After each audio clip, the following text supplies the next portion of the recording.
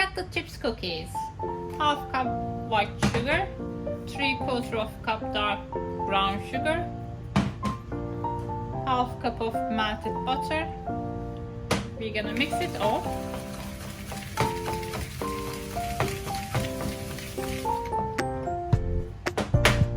One egg, 1 teaspoon vanilla. Carry on mixing. Half teaspoon baking soda, 1¼ cup of flour. We are still mixing all together. 1 cup of good quality chocolate chips.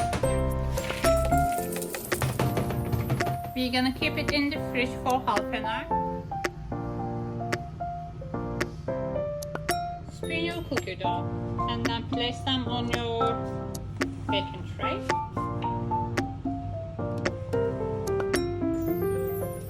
And then we can bake them.